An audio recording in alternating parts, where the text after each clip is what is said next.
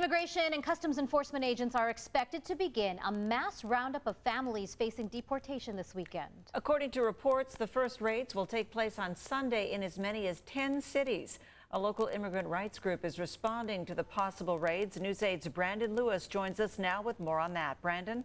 Yeah, Barbara Lee and Marcella, there is a lot of anxiety going into this weekend. ICE is expected to target families living in Southern California.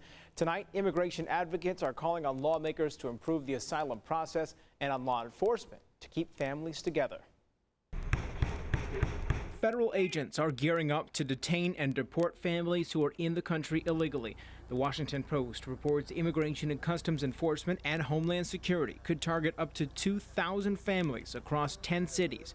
But it's possible the number could end up being closer to 150, all of whom had attorneys but dropped out of the legal process. This comes after President Trump tweeted Monday, quote, "Next week, ICE will begin the process of removing the millions of illegal aliens who have illicitly found their way into the United States. They will be removed as fast as they come in," unquote. Congress needs to act. They need to make sure that they pass humane policies so that people are able to adjust their status and not living in fear the way many people live in fear nowadays. ICE tells News 8 agents are prioritizing those who pose a threat to the community, and everyone would have already received an order to leave the U.S. but did not comply, saying in a statement, quote, 90% of aliens arrested by ICE's enforcement and removal operations component in fiscal year 2018 had either a criminal conviction pending criminal charges, were an ICE fugitive, or illegally re-entered the country after previously being removed, unquote.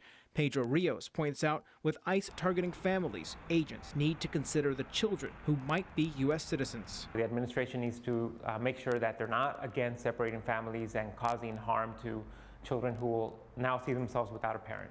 The raids are expected to happen early Sunday morning, but federal agents may not get help from local police. The LAPD already announced they will not assist.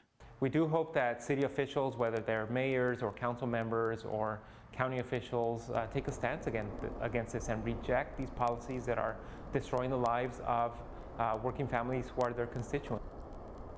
The LAPD estimates ICE is targeting 140 people within the city of Los Angeles. That is in line with similar previous raids. San Diego is not among the cities. New at 6:30, we'll tell you how some other cities that are on the list are responding. Barbara Lee.